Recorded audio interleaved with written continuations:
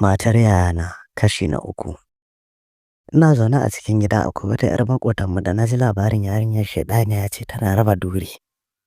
Matar yayan nawa kuwa ba ta nan. Ina zaune sai ta shigo da sallamanta da irin ƙatoton hijabin nan. Dama kuma na samu labarin da ka ga mace da ƙaton hijabin nan to babu riga babu wando, wani lokaci kawai zane suke ɗaurawa a ciki. Tana shigowa ta ganni sai ta tsaya ta ce ina anti take. Na ce ta ɗan je ta dawo. Sai ta juya na ce ke zo mana, ta ce to, ta juyo ta zo. Na ce zo mana, kin tsaya daga nesa. Ta zo kusa da ni ta tsaya. Na ce zauna. Me kika zo nema wurin? Ta ce a ba komai, kawai na zo in taya ta hira ne. Kuma tunda ba ta nan tafiya zan yi. Na ce a'a ni ba za ki taya ni hira ba. Sai ta ɗago kai da sauri ta kalle ni. Sai na ce ko saboda ba mu saba ba ni da ke. Sai take dariya.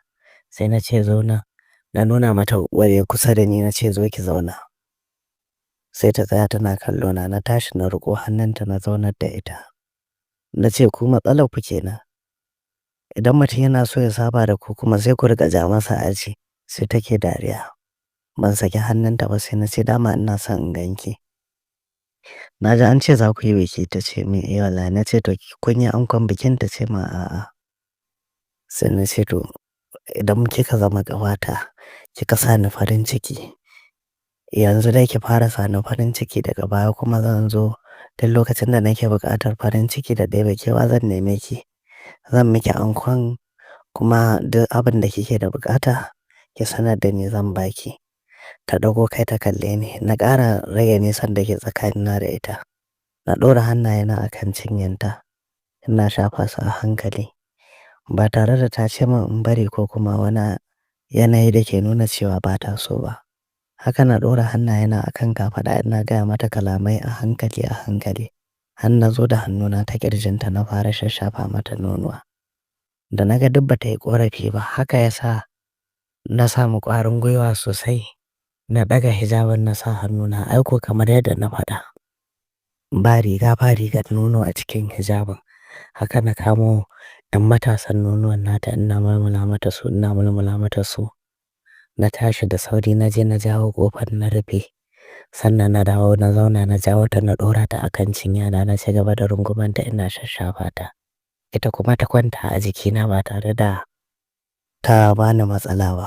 Hakan ya bani dama a hankali na zare mata hijabin. Haka na haɗa idanu da waɗannan kyawawan dogayen nonuwan nata na fara tsotsan mata su. Ina tsotsan mata su ina shashafawa. Na kwance mata zane shi ma na ga babu wando a ciki. Haka na ɗauke ta na kwantar da ita a falon.